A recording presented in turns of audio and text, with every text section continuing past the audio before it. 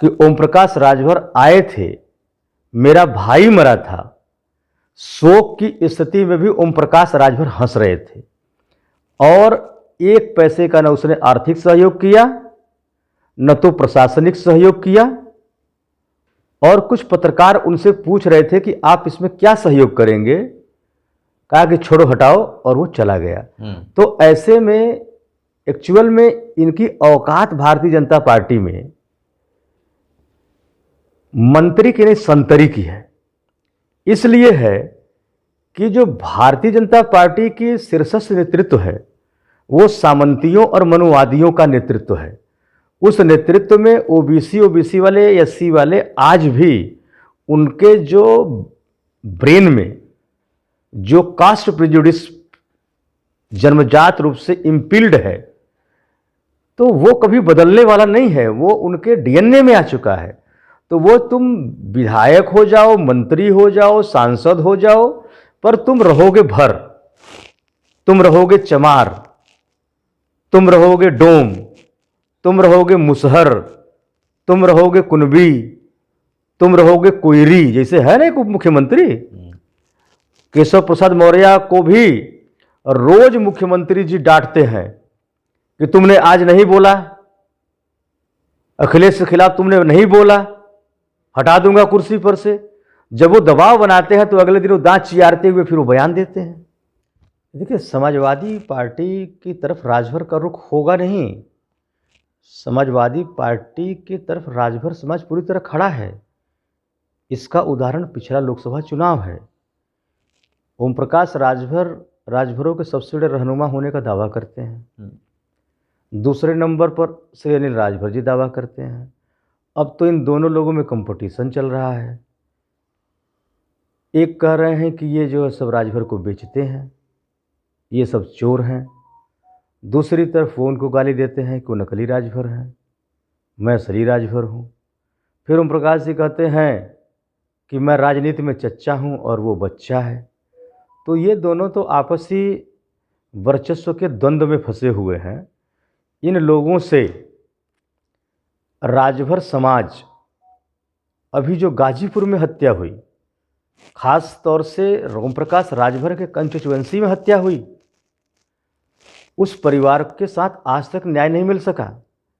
इससे और दुखद क्या हो सकता है कि जिस विधानसभा का विधायक राजभर हो, वर्तमान सरकार में कैबिनेट मंत्री हो, और वो अपने को सबसे ताकतवर और गुंडा लीडर कहता हो। वो शोले की फिल्म में जो एक रोल अदा किया गया था गब्बर द्वारा, जो कहता हो कि मैं राजनीति का गब्बर हूँ, वह गब्बर एक राजभर, गरीब राजभर परिवार को न्याय नहीं दिला पा रहा है।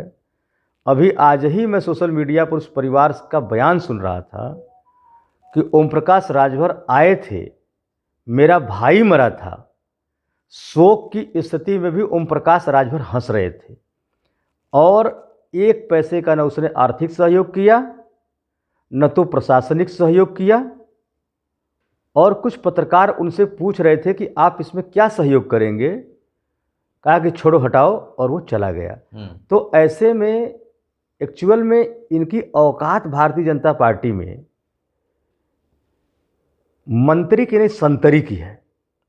इसलिए है कि जो भारतीय जनता पार्टी की शीर्षस्थ नेतृत्व है वो सामंतियों और मनुवादियों का नेतृत्व है। उस नेतृत्व में ओबीसी वाले, एससी वाले आज भी उनके जो ब्रेन में जो कास्ट प्रेजुडिस जन्मजात रूप से इम्पिल्ड है, तो वो कभी बदलने वाला नहीं है, वो उनके डीएनए में आ चुका है।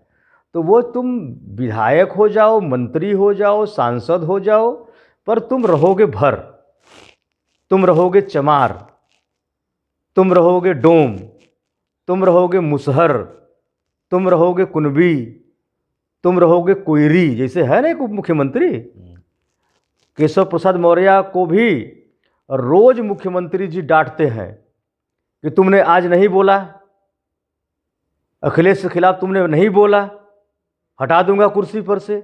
जब वो दबाव बनाते हैं तो अगले दिन वो दांत चियारते हुए फिर वो बयान देते हैं। हाँ, उसका एक तो ऐसे हमेशा मुंह पाया रहता है चिड़िया की तरह, दांत निकाल करके बयान देता है कि सपा सफा।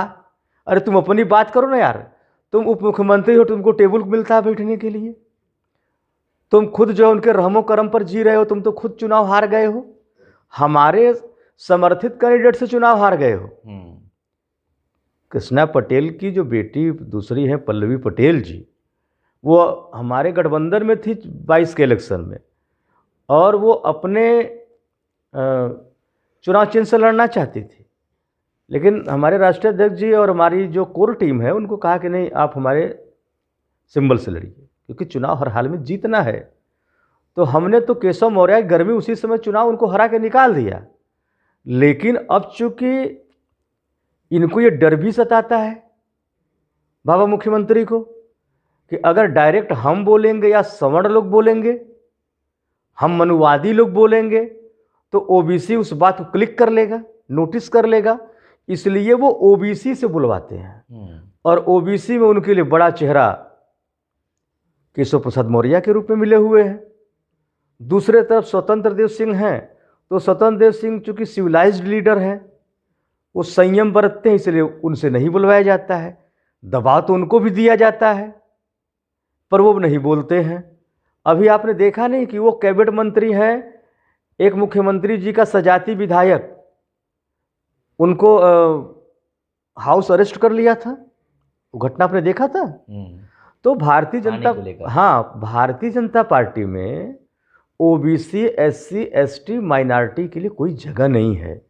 ये सिर्फ जो है अपने बगल में सभाओं में इसलिए बैठाते हैं कि इस जाति का नेता का चेहरा देख के इस जाति का वोट हमको मिल जाए। बाकी तो ये उस बाद में उस कुर्सी को ये धुलवाते भी हैं, जिस पर वे बैठाते हैं, ये उस कुर्सी को, सोफे को धुलवा देते हैं या हटवा देते हैं, या पहले जाकर के खुद से स्नान करते हैं साबुन उन बढ़िया पियर से लगा करके, कि वो ओबीसी, एससी, एसटी बैठ गया, अछूत सब बैठ गए थे, निम्न स्तरीय बैठ गए थे। आज भी इनके दिमाग में हम लोग निम्न हैं, जैसे हजारों साल तक ही हमको जानवर के रूप में रखे, जानवर के रूप में देखे और बधुआ मजदूर बना के रखे। आज ये भारतीय जनता पार्टी में चाहे ओम प्रकाश राजभर जी हों, चाहे अनिल राजभर जी हों, चाहे डॉक्टर संजय निषाद हों, चाहे श्री केशव मौर्य हों, जो भी है, ओबीसी का, एससी का, एसटी का, चाहे कैबिनेट मंत्री हो, एमएलए हो या संगठन का बड़ा पदाधिकारी है, उसका कोई वहाँ वजूद नहीं है। सिर्फ उसका वजूद इतना है, मैं उस समय की बात करूँगा जिस ज़माने में कांग्रेस का सूर्यास्त नहीं होता था सत्ता का, तो उस ज़माने में बाबू जगजीवन राम को, उसमें पूरे चमार समाज को गाली दिया जाता था, चमरा कहा जाता था। समाज में इनको पंगत में बैठने का मौका नहीं दिया जाता था।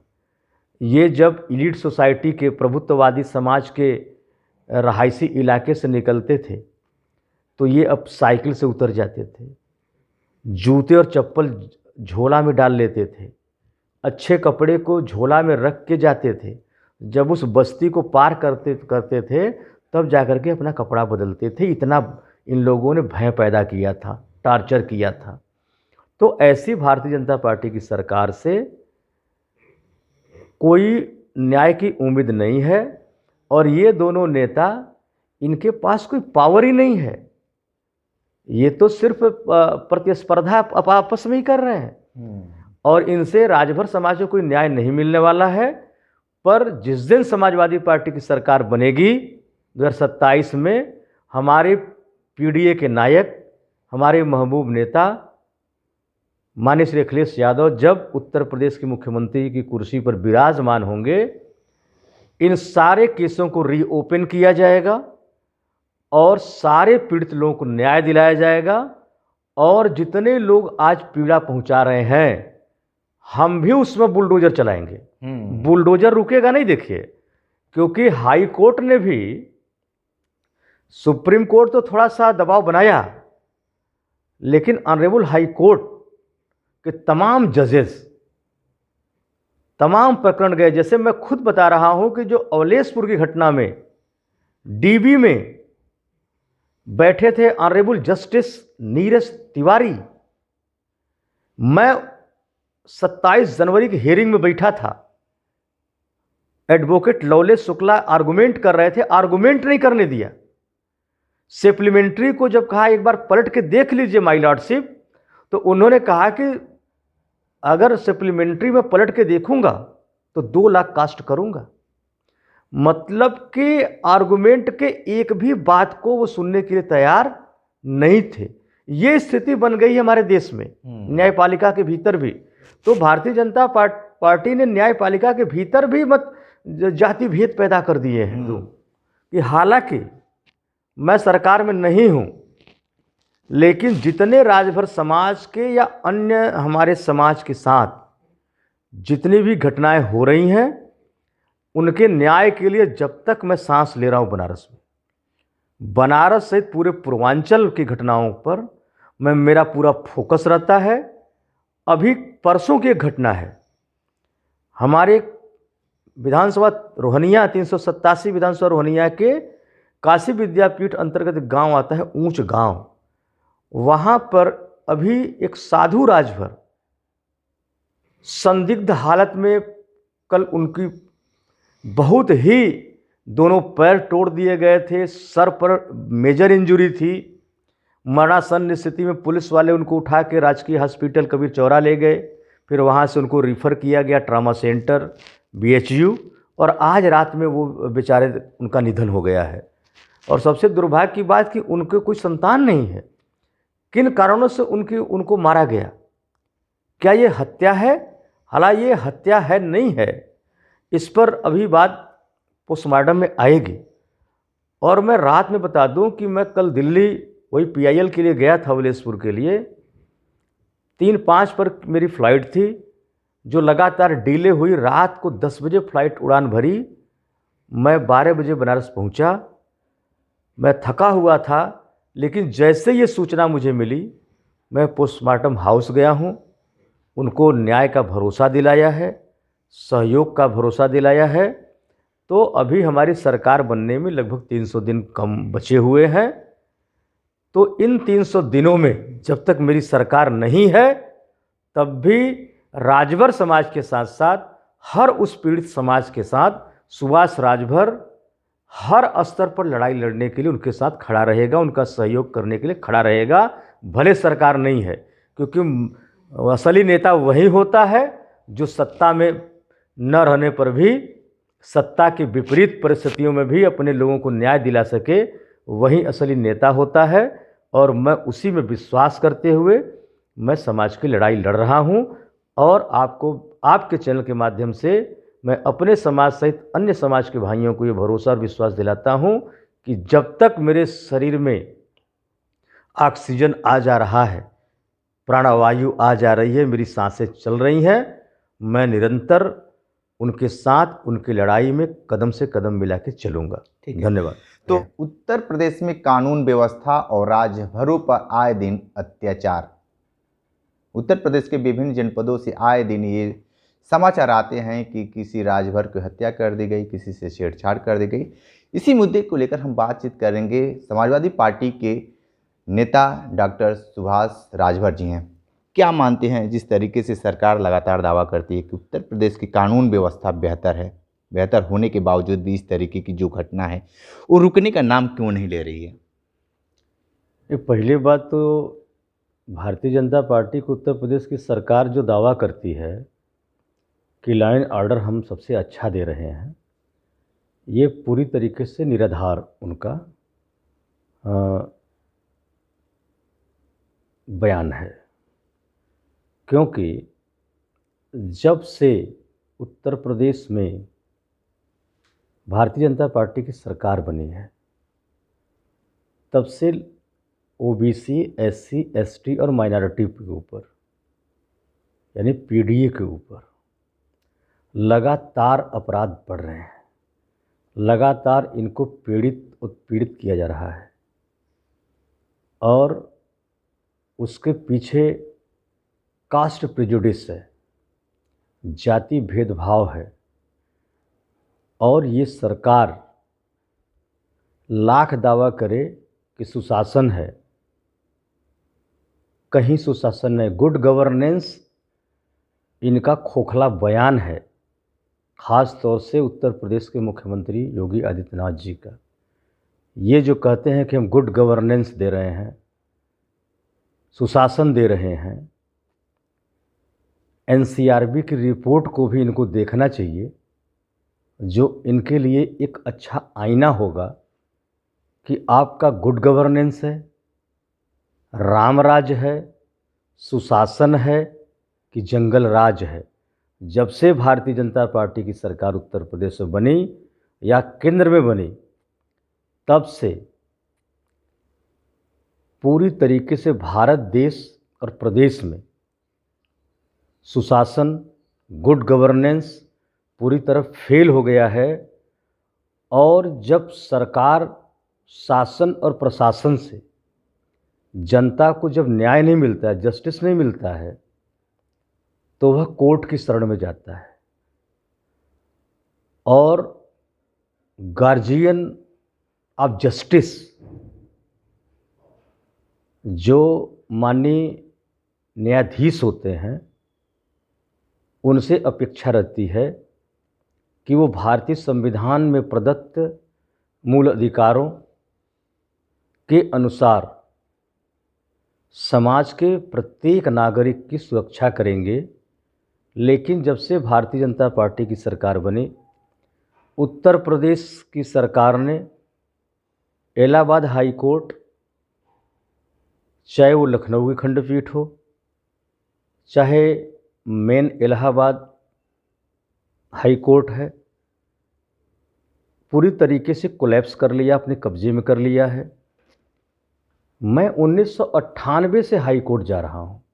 छात्र जीवन से मैं हजारों बार हाई कोर्ट के बेंचों के अंदर बैठ करके अधिवक्ताओं की आर्गुमेंट को मैं सुना हूँ, और जिस प्लीजर वे में जो मिलॉर्ड बैठते हैं चेयर पर, वो उत्तर प्रदेश की बीजेपी सरकार बनने के पहले जिस तरीके से आर्गुमेंट सुनते थे और सेटल्ड लॉ के हिसाब से जो न्याय करते थे, आज इलाहाबाद हाई कोर्ट में जितनी वहाँ टोटल स्ट्रेंथ है न्यायमूर्तियों की। लेकिन एक बात बताइए कि जिस तरीके से राजभरों का जो मामला है, चितौना हो गया, पिस्तौर कांड हो गया, या शहर में जिस तरीके से एक हफ्ता पहले हत्या हो गई राजभर समाज की, तो राजभरों को किस तरीके से ये देखा जा रहा है? लगातार राजभर इस समय सुर्खियों में बने हुए हैं, सुर्खियों में कह लें कि आए दिन घटना इनके साथ क्यों हो रहा है? देखिए, राजभर समाज, मैंने आपसे कहा ना कि राजभर समाज के साथ तो उत्पीड़न अत्याचार हो रहा है, पर नहीं, एक बात बताइए कि जिस तरीके से उत्तर प्रदेश सरकार में ओम प्रकाश राजभर जी हैं, मंत्री अनिल राजभर जी हैं, दोनों लोग बीजेपी में हैं, लेकिन इस तरीके के राजभर समाज के साथ होना ये कितना लाजमी है, कितना सही मानते हैं इसको आप? देखिए, ये अत्याचार, उत्पीड़न, हत्या, अपराध, बलात्कार, जिस भी तरह का क्राइम हो, इस सिविलाइज सोसाइटी में कहीं भी उसको हम जगह नहीं दे सकते हैं। लेकिन भारतीय जनता पार्टी की सरकार जो है, भारतीय जनता पार्टी की सरकार मनुवादियों की सरकार है, प्रभुत्ववादियों की सरकार है, सामंतवादियों की सरकार है, और मेन स्ट्रीम पावर में भारतीय जनता पार्टी की सरकार में प्रभुत्ववादी बैठे हुए हैं। इसलिए वहाँ ओबीसी, एससी, एसटी का जो भी मिनिस्टर है, एमएलए है या उनके संगठन का पदाधिकारी है, वो विदाउट पावर पोर्टफोलियो लेके बैठा है। उसकी हैसियत नहीं है कि वह एक सिपाही का स्थानांतरण करा सके। लेकिन ये क्या मानते हैं कि कहीं शिक्षा का अभाव है कि क्या है, जिस तरीके से जो चल रहा है, आए दिन जो देखा जा रहा है, और ख़ासकर इस समय जो मामला जो पिस्तौर का सवाल है कि जिस तरीके से एक नाबालिग बच्चियों के साथ जो हो रहा है, बहुत सारे मीडिया में चला भी, खबरें भी चली, इसको किस नज़र से देखते हैं? बहुत सारे लोग ये कह रहे हैं कि रंजिश का मामला है। देखिए, जहाँ तक पिसौर के प्राथमिक विद्यालय की जो घटना हुई, पिसौर में काफ़ी राजभर समाज के लोग रहते हैं, हालांकि लिटरेसी लेवल बहुत कम है, अशिक्षित और गरीब भी हैं वहाँ। 2-4 परिवार शिक्षित और ठीक ठाक स्थिति में हैं, बाकी गरीबी बहुत है, अशिक्षा भी है। हालांकि जिस दिन की वो घटना है, उस दिन मैं दिल्ली गया था और दिल्ली में सुप्रीम कोर्ट गया था, क्योंकि बनारस की जो घटना आप लोगों ने भी उसको कवर किया था, ख़ास तौर से औलेसपुर में जो विदाउट लीगल प्रोसीडिंग के 50 राजभर परिवार के घरों को तोड़ दिया गया, बुलडोज कर दिया गया। यहाँ तक कि उनके खाने पीने, दैनिक जीवन की ज़रूरतें की जो वस्तुएं थीं, उनको निकालने का अवसर नहीं दिया गया। जो दूध देने वाली गाय थी, उसको भी हटाने का अवसर नहीं दिया, उसको बुलडोज करके उसको भी मार दिया गया। तो ये बड़ा इनजस्टिस हुआ था और मैं वहाँ पर मैं मौके पर जा कर के 3 बार मैं गया उस जगह, और मैंने उनको कमिटमेंट किया था उस गरीब राजभर परिवार के साथ कि मैं आपकी लड़ाई, न्यायिक लड़ाई लड़ूंगा, और मैं धरने में विश्वास नहीं करता, क्योंकि धरना कमज़ोर लोग देते हैं और हम मजबूत हैं, समाजवादी लोग मजबूत हैं। हम लोग धरना में नहीं विश्वास करते, कानूनी लड़ाई में विश्वास करते हैं, और अगर बल की ज़रूरत पड़ती है तो हम बल भी दिखाते हैं। इसी के लिए मैं वहाँ PIL दाखिल करने के लिए सुप्रीम कोर्ट गया था। मैं बनारस में नहीं था। हालांकि आप लोगों के प्लेटफॉर्म के माध्यम से हमें भी कुछ चीज़ें पता चली, बट मैं पूरी तरीके से अभी उस घटना से पूरी तरीके से तथ्यों से अभी अनभिज्ञ हूँ। पहले सरसरी नज़र पर देखने से लगता है कि उन बच्चियों के साथ एक अध्यापक द्वारा कुछ मिसबिहेव किया गया, ख़ास तौर से सेक्सुअल मिसबिहेव किया गया। अगर ये सच है तो ये शिक्षा जगत के लिए बहुत ख़राब बात है।